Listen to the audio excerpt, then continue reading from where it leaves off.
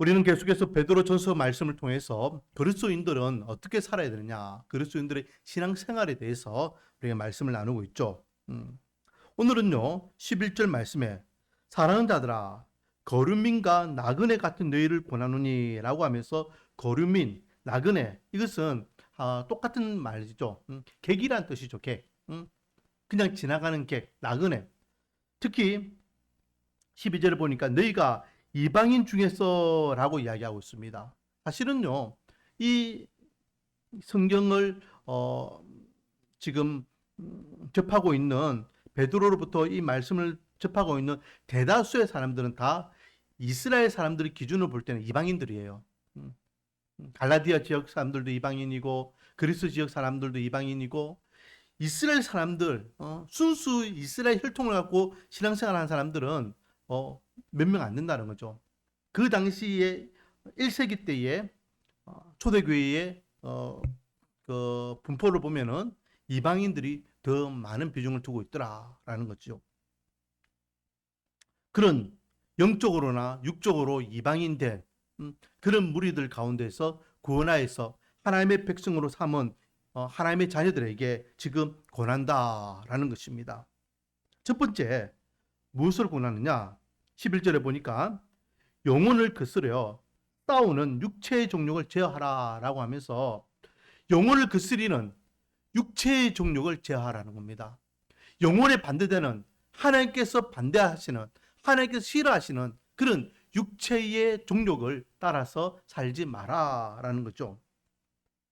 그렇게 우리가 하나님께서 기뻐하시고 하나님께서 원하시고 하나님께서 만족하시는 삶을 살아가는 것이 우리에게도 덕이고 은혜이지만은 결국은 하나님께 영광을 돌리는 삶이다라는 거죠. 제가 지난주 주일날도 말씀을 드렸지만은 우리가 바르게 살아서 사람들에게 칭찬받으면은 그 당연한 칭찬을 받는 겁니다. 하지만은요, 우리가 잘못해서 욕먹으면 우리만 욕먹은 게 아니에요. 누구까지 욕먹습니까? 하나님께도 욕먹어요. 세상 사람들은 교회가 잘하는 거 절대 칭찬하지 않습니다. 이번에 여러분 그 잼버리 대회 아시죠? 스카우트, 걸스카우트, 보이스카우트 이런 젊은 청소년들이 한 자리에 모여가지고 문화와 그리고 여러 가지 극복하는 모험 이런 것들을 이렇게 훈련받고 또 하는 그런 프로그램 우리나라에 했잖아요. 그런데 이번에 좀 이제 준비 부족, 또 시설 부족 뭐 이런 문제들이 발생하였고 또 오늘 저녁부터 우리나라가 이제 태풍 영향까지 들어오니까 그 야영지에서 그 4만 명 넘는 젊은 아이들이 태풍의 피해를 볼 수 있다. 그래서 이제 뿔뿔이 다 흩어졌습니다. 어제 하루 종일 약 1000대의 버스에 그 아이들을 일일이 다 태워가지고 수도권과 충청권에 있는 그런 곳으로 다 이제 숙소를 옮겼어요. 거기에 TBS는 뭐라 이야기하냐면은 뭐 관공서, 뭐 대학 기숙사 뭐 이렇게 이야기하면서 종교시설 이렇게 나왔거든요. 종교시설 어디서 오픈했을까요? 기독교예요. 기독교 수많은 수양관 그리고 또 기도원 그게 얼마나 시설 잘 되어 있습니까? 1인 1인 1실에 그 안에는 그 샤워할 수 있는 공간 그리고 또 이렇게 화장실까지도 딸려 있는 그런 것도 있고 2, 3인이 들어갈 수 있는 그렇게 침대 이런 게 딱 돼 있는 것도 있고 얼마나 시설 웬만한 대학교 기숙사만큼 잘 돼 있거든요. 코로나 때도 마찬가지였잖아요. 코로나 때도 얼마나 많은 사람들이 확진자가 많이 발생하니까 더 이상 격리할 곳이 없으니까 이낙연 총리가 있을 때에 우리 기독교 지도자들하고 상의해가지고 한 방에 그 문제를 해결했잖아요. 우리나라의 큰 대형 교회의 모든 교회들이 전부 다 자기 교회가 소유하고 있는 기도원하고 수양관을 다 오픈해 버렸잖아요. 그래서 오늘까지는 이거 병동이 없다, 생활시설이 부족하다, 격리시설이 부족했는데 어제 뉴스부터는 그렇게 부족하다는 소리가 하나도 없이 다 들어갔습니다. 근데 방송에서는 한마디도 그런 거 안 하거든요. 이번에도 마찬가지입니다. 이번에도 한마디도 안 합니다. 그냥 종교시설 또는 어떤 뉴스에는 아예 종교시설이라는 것도 빼버려요. 대학교, 관공서 뭐 이런 것만 이야기하지. 절대 교회가 하는 것을 잘하는 것은 칭찬하지 않습니다. 하지만 잘못하는 것은요, 끝에 하나까지도 잡아가지고 완전히 쳐 죽일 놈처럼 그렇게 욕하고 조롱하고 비방하는 것이 세상 사람들입니다. 그렇기 때문에 우리는 더욱더 바른 생활을 해야 될 줄 믿습니다. 그래서 오늘 본문에 보니까요, 육체의 종육을 제어하라라고. 제어한다는 것은요, 조정하라. 의지적으로 내가 말하는 거, 행동하는 거, 생활하는 거, 내가 지금 살아가고 있는 이것이 내 영적으로 정말 하나님 앞에 영광이 되는가? 아니면 내 육적으로 내 욕심을 취하는 것인가? 하나님께서 만족하시는가? 하나님 기뻐하시는가? 하나님께서 원하시는가? 하나님께서 바라시는 모습인가? 아니면 하나님이 원하지 않는가? 하나님께서 불만족하시는가? 하나님 기뻐하지 않는가? 분별력 가지고 그렇게 믿는 하나님의 백성으로서의 삶을 살아라 라고 말씀하고 있는 겁니다. 우리는 이방인이었잖아요. 내침을 당했습니다. 이스라엘 백성들 기준으로 해서는 구원받을 수 없는 민족이었고 존재들이었습니다. 그 구원받은 하나님의 은혜에 힘입어서 우리가 하나님의 사람답게 우리 행실을 바로 해야 될 줄 믿습니다. 12절이 그 내용이죠. 너희가 이방인 중에서 행실을 선하게 가져 너희를 악행한다고 비방하는 자들로 하여금 너희 선한 일을 보고 오시는 날에 누구에게? 하나님께 영광을 돌리게 하려 합니다. 원하기는 우리가 의지적으로 우리의 육체의 정욕을 제어하여서 정말로 하나님께 영광을 돌리는 그런 믿음의 삶을 살아가는 저와 여러분 되기를 주님의 이름으로 축원드립니다. 두 번째는요, 우리가 구원받은 하나님의 백성으로서 어떻게 살아야 되느냐? 13절에 보니까 인간의 모든 제도를, 이 땅에 존재하는 인간의 모든 제도, 법, 규칙, 규범, 문화 이런 것들이 다 있잖아요. 그렇죠? 이는 모든 제도를 누구를 위하여 순종하라? 주를 위하여 순종하라. 주를 위하여. 엄청난 말을 하고 있습니다. 예를 들어 가지고 이 제도라는 것 가운데는 위에 있는 왕이나 라고 되죠. 왕. 그리고 14절에는요. 그 왕으로부터 임명받아 가지고 각 나라에 파견된 총독들, 이들에게도 뭐해라? 순종하라 라고 돼요. 제가 베드로전서를 처음 시작할 때에 이 베드로전서가 기록되고 있는 이 당시에 왕은 뭐 여러 학자들이 자기 나름대로 그렇게 주장을 하지만 제 생각에는 이 베드로전서가 기록하고 있는 그 당시의 왕은 누구라 했습니까? 넷자로 시작합니다. 네로 황제라 했습니다. 네로 황제. 네로 황제, 위에 있는 네로 황제, 그리고 그가 파송한 각 나라의 그 총독들, 그 모든 제도에 뭐해라? 순종하라. 누구를 위하여? 주를 위하여 순종하라. 엄청난 말을 하고 있거든요. 그러면 네로가 누굽니까? 네로는 초대교회 성도들을 핍박하던 원수 중에 원수잖아요. 그냥 가둬가지고 감옥에만 집어넣었습니까? 아니잖아요. 있는 고문 없는 고문 다 했고 그렇게 고문을 하다가 나중에는 전부 다 사형시키는데 어떻게 사형시킵니까? 칼을 푹 죽이면 너무 쉽게 죽인다 해가지고 톱으로 몸을 튀어가지고 죽이고 맹수들에게 먹잇감을 줘서 온몸에 이빨과 발톱에 갈기게 찢겨 죽고 온몸에 역청을 발라가지고 하루 종일 밤새도록 그렇게 불태워 죽이고 엄청나게 잔인하게 죽여요. 엄청나게. 십자가에서 죽는 거는 그 뭐 너무 당연한 거고 그런 원수 같은 왕을 뭐해라? 그 왕에게 순종하라. 그리고 총독들도 마찬가지잖아요. 총독. 예수님 당시에 예수님을 심판했던 총독 빌라도도 마찬가지지만 그 외의 모든 총독들이 다 누구 눈치 보겠습니까? 그를 임명한 왕 눈치 보지 않겠습니까? 왕이 하라는 대로 하지 않겠습니까? 모든 방향은 로마의 중심이 되어 있기 때문에 이 총독들이 선행을 베푸든 악행을 베푸든 그 모든 것들은 그 총독들이 로마의 기본적인 로마 황제의 기본적인 어떤 정책에 의해서 움직이는 거예요.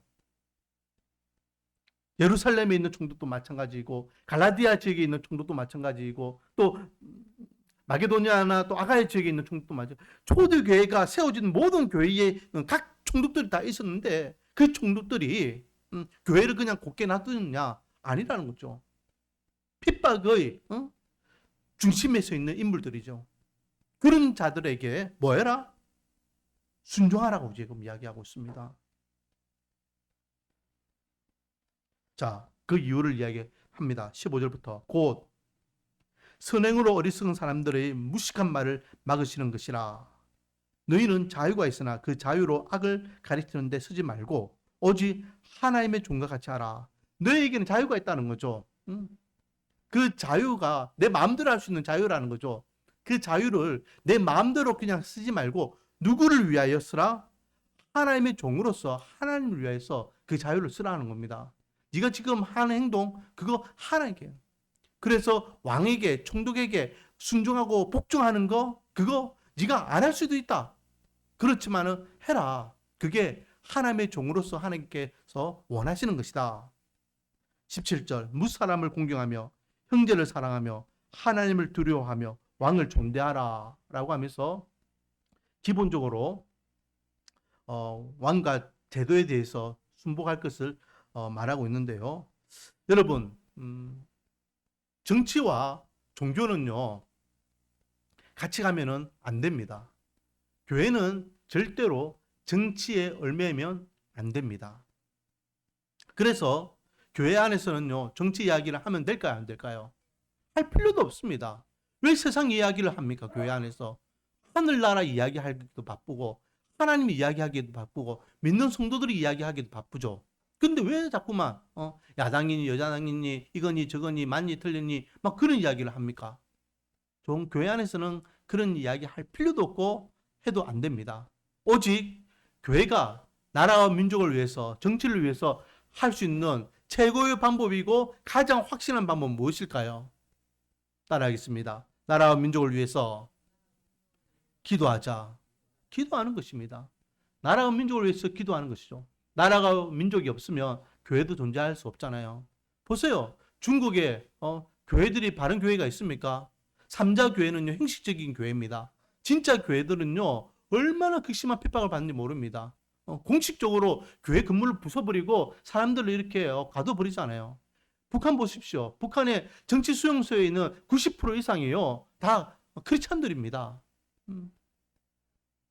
종교의 자유가 없는 나라에서 신앙생활하는 것들을 한번 보십시오. 나라와 민족이 없이는 교회도 세워줄 수 없습니다. 그러므로 저와 여러분은 나라와 민족을 위해서 기도해야 됩니다. 정치 똑바로 못하면 하나님 대통령 좀 지혜 주세요. 하나님 위정자들에게 지혜 주세요. 하나님 이 나라를 불쌍히 여겨주세요. 라고 기도하는 것입니다. 그리고 다니엘이나 느헤미야나 요셉처럼 정말로 하나님을 두려워하고 또 하나님의 말씀을 두려워하는 신실한 믿음의 정치인들이 많이 배출되어서 정말로 이 나라의 인민족이 하나님께 기뻐하시고 하나님께서 원하시는 나라와 민족이 될 수 있도록 기도하는 것입니다. 그것이 믿는 하나님의 백성들이 하는 바람직한 모습이지 정당을 만들고 막 뛰쳐나가지고 하고 그런 건 있었어요. 우리 독재 시대 때에 천주교에 사회구현 그 사제단이라는 게 있었어요. 근데 지금도 그 무리들이 활동하고 있거든요. 근데 독재 시대 때에 그들이 조직이 만들어진 거하고 지금 그들이 하는 행동은 완전히 다릅니다. 독재 시대 때에는 신군부 시대나 아니면 그 앞에 독재 시대 때는 정말로 정의를 위하여 바른 신앙관을 위해서 그들이 앞장설 필요가 있었기 때문에 그렇게 일반 국민들보다 더 앞서가지고 그들이 희생하는 모습이 있었죠. 근데 지금은요, 그들이 또 다른 하나의 목소리, 어떤 정파가 되어가지고 그렇게 사람들을 정죄하고 이렇게 나라와 민족을 막 이렇게 흔들어 놓는 모습들을 보게 됩니다. 이제는 우리나라 어느 정도 민주주의가 되었기 때문에 그렇게 교회가 사제들이 앞에 나가가지고 할 필요가 없습니다. 기도하면 됩니다. 저와 여러분이 믿는 하나님은 이 땅의 모든 권세자들도 다스리는 분이심을 믿으시기 바랍니다. 그리고 계속해서 18절에 보면 좀 더 구체적으로 사한드라라고 하면서 종들에 대해서 이야기하죠. 이 사원들은요 누굴 이야기합니까? 집에서 종살이하고 있는 종을 이야기합니다. 요즘 직장 생활하는 직장인들이 아닙니다. 직장인들은요, 상사하고 하루 종일 있다가 저녁 5시나 6시 땡하고 집에 가가지고 자기 자유시간 가지고 또, 다음날 아침에 가가지고 또 만나가지고 또 업무적인 일하고 뭐 이러면 되지만은 여기서 이야기하는 사람들은요, 365일 24시간 내에 붙어 있는 겁니다. 꼴보기 싫은 주인이라도 계속해서 그 주인과 함께 생활해야 되는 사람들이에요. 이 사람들에게 범사에 두려워함으로 누구에게 순종하라? 주인에게 순종하라. 지금 우리는요, 모든 인간의 제도에 순종하라라고 이야기하면서 첫 번째는 왕과 총리에게 순종하라 그 내용이었고, 두 번째는 인간적으로 사람들이 그 주인에게 순종하라라고 가르치고 있는 것입니다. 자, 그런데요, 선하고 관용하는 자들에게만 아니라 잘해주는 주인이 있죠. 착한 주인이 있습니다. 그렇죠? 그래 정말로 인격적으로 대우해주고 그렇게 정말로 인간 대 인간으로서 잘해주는 그런 주인들도 우리가 잘 따라야 되겠지만은, 그런데 대부분의 주인들은 어떻습니까? 요즘도 그렇지만은 이 당시에는요, 이 종들을요, 짐승 취급했잖아요. 짐승 취급하는 주인들이 어떻게 인간적으로 이 종들을 대했겠습니까? 그래서 뒤에 보면은 또한 까다로운 자에게도 그리하라. 까다롭다. 이거는요, 뭐 말이 편해서 사람이 뭐 성격이 까다롭고 뭐가 까다롭고 이런 까다로운 게 아니라 나를 괴롭히는 자를 이야기하는 겁니다. 한밤중에도 불러내고 배를 골리고 육신이요 피곤하도록 이렇게 계속해서 노동에 이렇게 계속해서 노동 일을 시키고 뭐 그런 정말로 삶의 진을 빼게 하는 그런 까다로운 주인을 이야기하는 거죠. 꼴로 배기 싫은 인간이겠죠.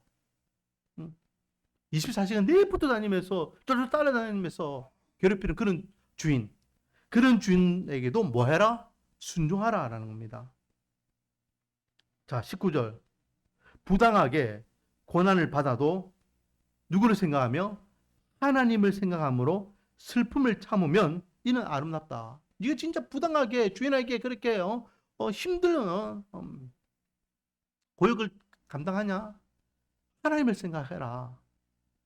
나 같은 자를 살릴 수 있는 그 하나님의 은혜를 생각하라. 그리고 그 고난을 감내하라.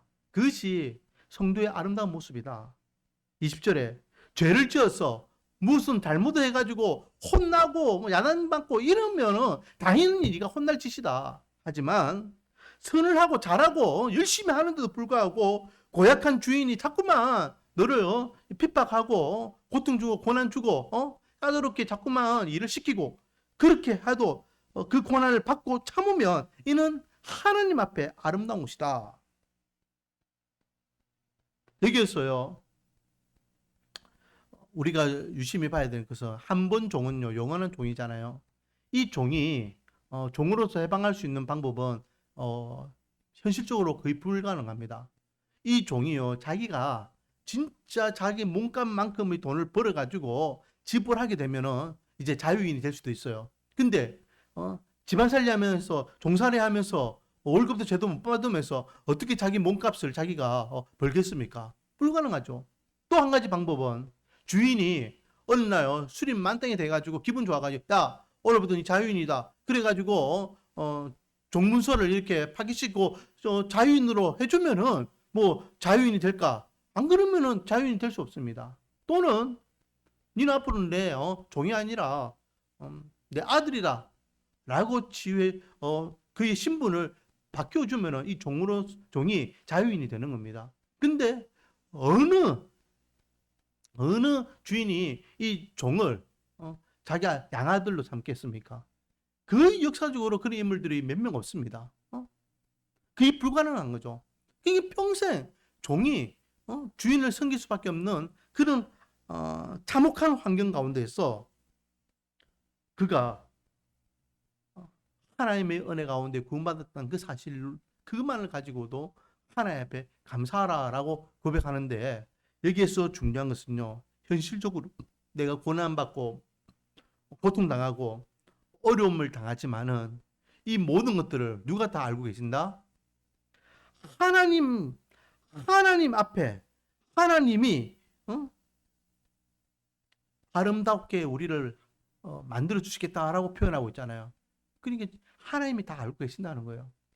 네 억울하게 그렇게 핍박받고 억울하게 그 종살이하고 네 열심히 그 선행을 베푸는데도 주인이 그거 알아주지 못하고 그래도 네가 묵묵하게 그걸 다 순복하고 순종하고 그 종살이를 다 감당한 거 내가 다 안다.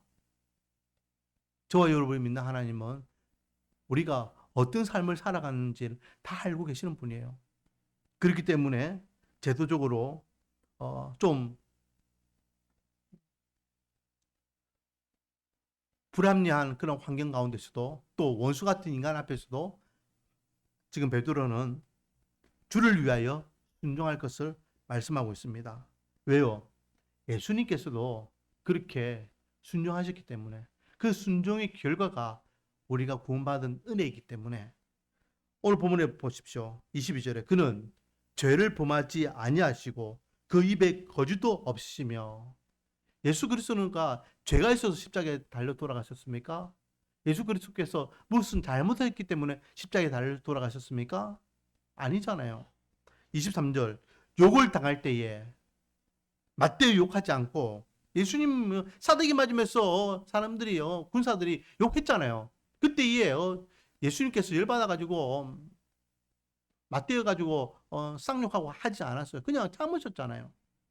고난을 당하시되 유업하지 아니하시고 고문하고 책지질 당하고 그럴 때에도 예수님께서 그냥 묵묵히 그 모든 고난과 고문을 다 받으셨습니다. 오직 공의로 심판하시는 이에게 부탁하시며 공의로 심판하시는 이가 누굽니까? 하나님이잖아요. 하나님 앞에 그 십자가의 길을 다 의탁하면서 맡기고 묵묵히 그 십자가의 길을 가셨다라는 겁니다. 그래서 친히 나무에 달려 그 몸으로 우리 죄를 담당하셨으니 이는 우리로 죄에 대하여 죽고 의에 대하여 살게 하려 하심이라. 그가 채찍에 맞음으로 너희는 나음을 얻었나니 너희가 전에는 양과 같이 길을 잃었더니 이제는 너희 영혼의 목자와 감독 되신 이에게 돌아왔느니라 라고 하며 이방인이었던 우리를 하나님의 자녀로 삼으셨던 이 11절 말씀과 다시 연결하면서 목자 없는 양같이 떠들는 그 양들을 하나님께서 양을 목자 있는 대로 이끌어 주셨던 같이 회복의 은혜를 주셨다라고 말씀하면서 오늘 전체적인 내용을 마무리하고 있습니다. 사랑하는 성도 여러분, 우리는 세상을 살아갈 때에 구원받는 하나님의 백성으로서 나 같은 자를 살려주신 하나님의 은혜를 기억하면서 부독하고 불합리적인 이 세상 속에서도 정말로 그리스도인다운 삶을 살아야 될 줄 믿습니다. 그래서 우리가 정말로 예수의 사람인 것을, 예수의 제자인 것을, 구원받는 하나님의 백성인 것을, 하늘의 소망을 품고 살아가는 천국 백성인 것을 믿지 않는 자들에게 선한 영향력을 끼쳐서 하나님께는 영광이요 저와 여러분에게는 은혜가 넘치는 그런 삶을 살아가기를 주님의 이름으로 축원드립니다. 오늘은 우리가 두 가지를 놓고 먼저 기도로 나가기를 원합니다.